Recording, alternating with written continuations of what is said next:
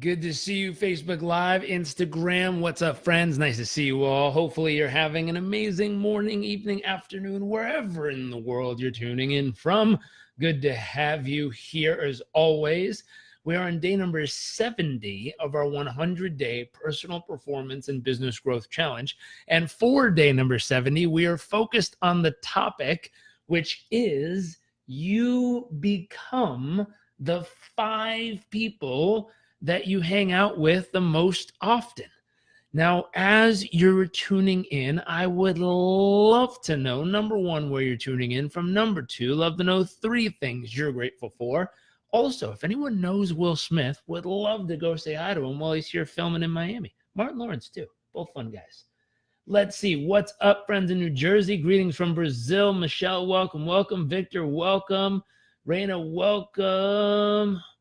Who else is here? The days go so fast. I want the challenge to end. Hey, we will start another 100-day challenge after this. Yasmin, good to see you. Moon, Ola, nice to see you, friends. Amir from San Francisco, welcome back.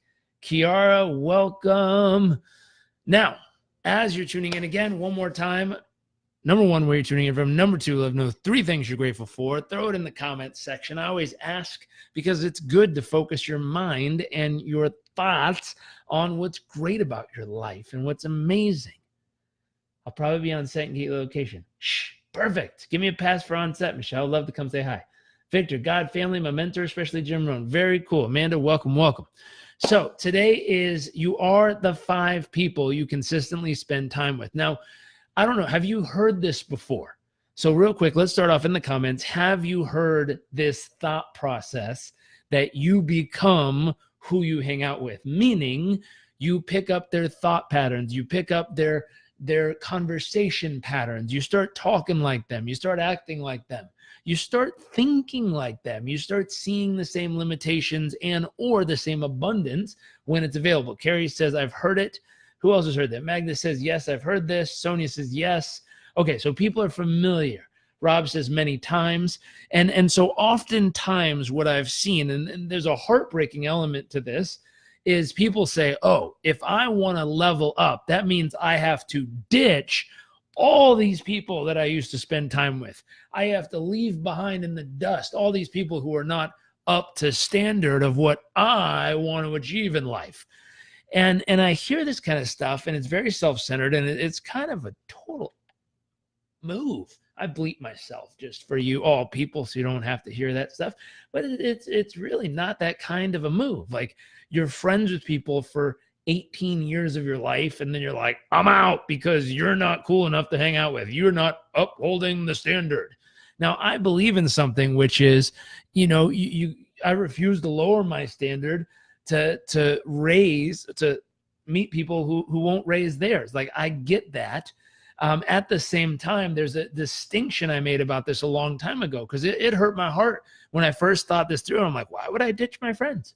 They're my friends. You don't ditch people just because they don't make a certain amount of money or act a certain way or do stuff like this. That's not cool. You don't ditch people because they're out of shape or unhealthy or struggling in that area. You don't ditch people because they get in a shitty relationship. Like that's not making sense to me. And when I thought about it, I stepped back and I'm like, wait a minute. I made some life choices really early in life about my health, about, learning and growing, about where and how I spent my time.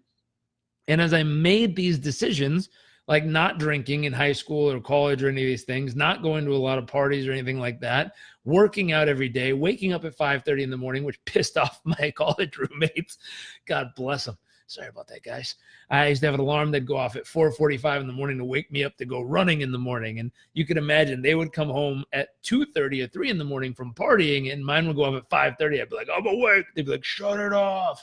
They were not excited about that.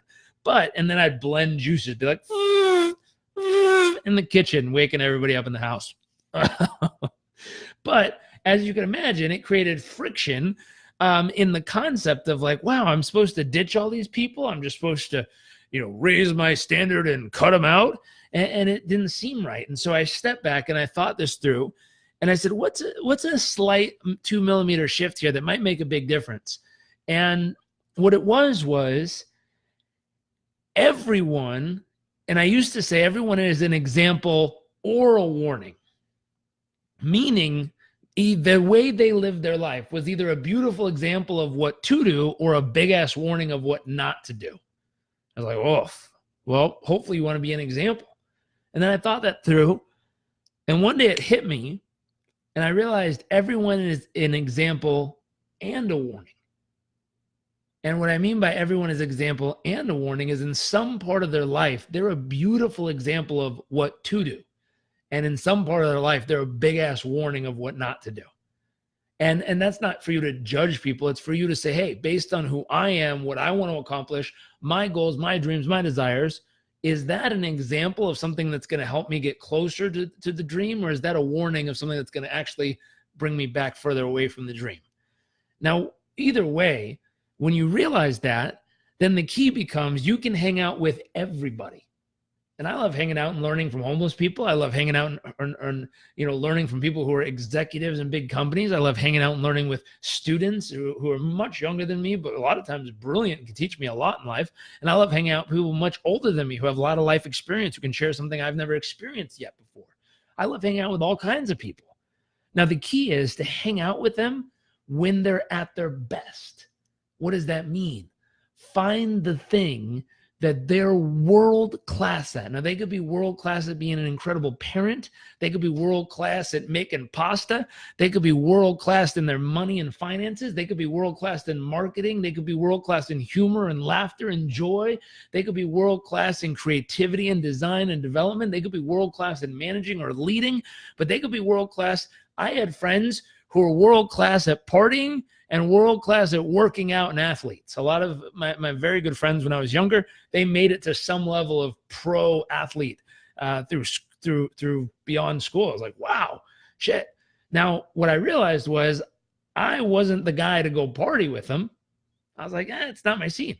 But I love to work out with them because, oh man, they would apply the same intensity that they would go crazy and party with. They would apply the same intensity in the gym.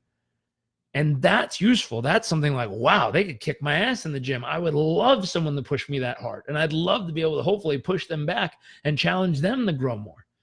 The party just wasn't my thing. And we grew apart in that category, but we grew pretty strong in the sports and athletics category, which was cool. Because then I said, hey, these people I spent years, building relationships, hanging out, doing silly things, doing fun stuff with. What's the point of just cutting them out and being like, peace, I'm out because I need to grow? Versus saying, no, where are they the best in the world at? I'm going to hang out with them there because they're going to push me. I'm going to push them. We're going to have a beautiful relationship in that category. In the other parts, we may have to go our ways. And I may have to find people who stay up and read at 9 p.m. at college. And they'll find people who want to go do crazy shit and party and have fun and stuff like that. And I remember there was a very good night where a group of them stopped by because they missed me and they just wanted to say hey for 10 minutes before they drove to a party. And they're like, hey, we missed you, man. We just want to come by. And I was like, okay, let's go work out this weekend. They're like, sounds good. They gave me a hug, said, hey, what's up, caught up. And then they left to a party and I left to bed to wake up at 4:45 in the morning the next day. So as silly as that is, my light has gone out. So it is time for me to go. I don't know why that went out.